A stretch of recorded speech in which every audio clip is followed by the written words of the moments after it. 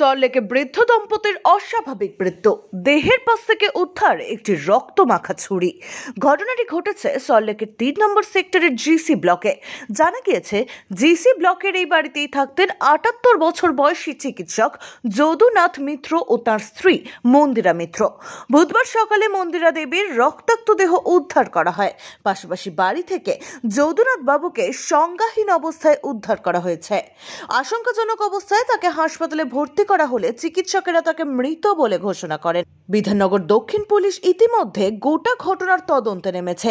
মন্দিরা দেবীর দেহের পাশ থেকে একটি রক্তমাখা ছুরি উদ্ধার করা হয়েছে।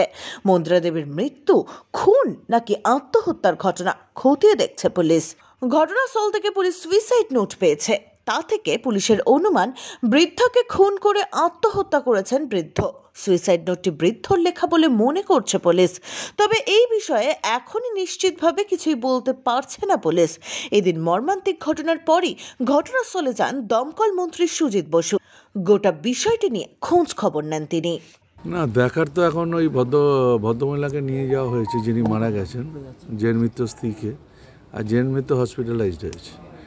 আমাদের যারা প্রতিবেশী পাশেই আমাদের রাজেশ শ্রীমান, আমাদের স্থানীয় কাউন্সিলর, এখানকার তার পাশেই বাড়ি তার। আর আমাদের আছে ওই সুজয়, স্থানীয় ছেলে, ওই খবরটা দেয় সকালবেলা আমাকে। খবরটা যেটা পেয়েছি যে দুজন খুব রক্তাক্ত অবস্থা এখানে তারা দেখতে পেয়েছে দুজনকে। এই রক্তাক্ত অবস্থায় পাওয়ার পরে যেটা দেখা গেছে, কতগুলো ছুরি ছড়িয়ে ছিটিয়ে আছে এবং ভদ্রমহিলা মারা গেছেন এবং ভদ্রলোককে নিয়ে হসপিটালাইজড হয়েছে। একটা সুইসাইড নোটও এখানে পাওয়া গেছে। ভদ্রলোকের একটা সুইসাইড নোট তিনি লিখে দিয়ে গেছেন, পুলিশ সেটা বাজেয়াপ্ত করেছে। এখন বাদবাকিটা পোস্টমর্টেম হবে, বাদবাকিটা অন্যান্য। উনি লেখা যা লেখে সুইসাইড নোটে, মৃত্যুর জন্য কেউ দায়ী নয়, এটা লিখে গেছে। মানসিক অবস্থা বলতে পারছি না। উনি তো আই সার্জন ছিল, উনি মিলিটারিতে ছিলেন, আই সার্জন। ওনার 2 মেয়ে আছে, 1 মেয়ে এসছেন, 1 মেয়ে বাইরে আছে। কোনো সমস্যা চলছিল বাড়িতে? কিছু নিশ্চয়ই সমস্যা, যেটা বুঝতে পারছি, হয়তো কোনো নিজস্ব কোনো অনেকগুলো কারণ আছে এখানে, সেগুলো চিঠিতে পাওয়া যাচ্ছে সব, সেগুলো দেখছে পুলিশ। আমি এখন এগুলো ইনভেস্টিগেশনের সাথে সব কথা বলবো না, কিন্তু যতটা মনে হচ্ছে তার নিজের একটা ভেতরে নিজে কিছু একটা সমস্যা তার ছিল। কিছু কতগুলো আঘাত হচ্ছে? অনেকগুলো আঘাত, যারা দেখেছে তারা অনেক আঘাত হচ্ছে। কোথায় কোথায় আঘাত হচ্ছে সেগুলো অতটা ডিটেল বলতে পারবো না, কিন্তু খুব বাথরুমটা তো রক্ত ভেসে যাচ্ছে। বাথরুমেই ওনাকে স্ট্যাপ করেছে, তারপরে মহিলাকে, তারপরে উনি নিজে হয়েছে টেবিলের। এমন হলো যে আমি জানি না, সকালবেলা উনি ডেলি গেটটা খোলা ছেড়ে দেন। কাজের মহিলাটা আসলো প্রায় 7:30 পৌনে 8টা। ও এসে দেখলো কি দুজনই ব্যাডলি স্ট্র্যাপ, খুব রক্তের মধ্যে আছেন। তো ও চিৎকার করলো, আমাকে ডাকলো। আমি পাশের বাড়িতেই থাকি, আমি ওনার প্রতিবেশী ফর লাস্ট 25-30 বছর ধরে।